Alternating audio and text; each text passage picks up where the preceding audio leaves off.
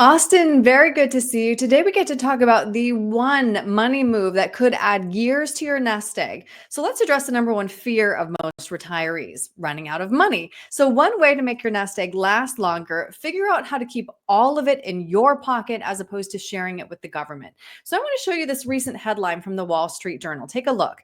How can converting your tax deferred accounts to Roth accounts add years to your nest egg? Yeah, really what we're talking about here, Aaron, is taxes. We know that taxes play a large role in how long our money will last. So by converting our tax deferred accounts, things like IRAs, right, to a Roth IRA, we are intentionally paying tax in the year in which we convert. But of course, that means that anytime after that conversion is complete, we are now in a tax-free venue, right, being that Roth IRA. So never again to pay taxes on that money, which of course, can elongate how long our money lasts. Yeah, that sounds really attractive. I was surprised to learn that Roth conversions actually saw a 44% jump in 2024. People want to take advantage of today's historically low tax rate. However, President-elect Trump has pledged to extend his 2017 tax cuts. So, should we still be considering a conversion?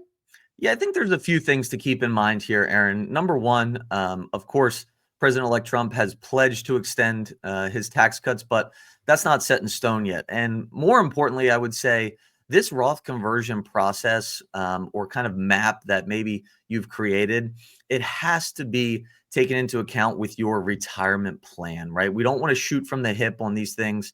And typically, when we map out a Roth conversion plan for clients here at Patriot Wealth, it's typically a multi-year process as that's most advantageous and keeps our tax liability in check. So even though tax cuts may be extended, I would stick to your plan that you have outlined because it is a good opportunity now, as you mentioned, to convert to that Roth. Mhm.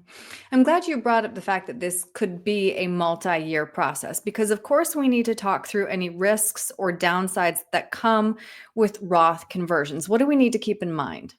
Yeah, so just like with many financial moves out there, there's always some benefits and, of course, drawbacks. The most obvious being that any money we convert from an IRA to a Roth IRA is taxable income, right, to us in the year in which we convert. So naturally, it increases our tax liability. And second, I would say maybe more often overlooked is depending on how much we convert and what our modified adjusted gross income levels are, there are certain thresholds where if we're over that amount, and this year it's 206,000, we begin having what is known as Medicare surcharges for our Part B and Part D premiums, otherwise known as IRMA surcharges. Mhm. And again, that will affect you 2 years past the year in which you convert because those IRMA surcharges operate on a 2-year look back. So again, one of those more often overlooked things, but still very important to consider. We don't want those surprises 2 years down the road. Right. A lot of moving parts here. So, Austin, if somebody would like to crunch the numbers with you and figure out how to get this ball rolling, what's the best way to reach you? Yeah, you can give us an email at info@patriotwealthnc.com or give us a call at 919-322-4113. Great. Austin, thank you. Thanks, Aaron.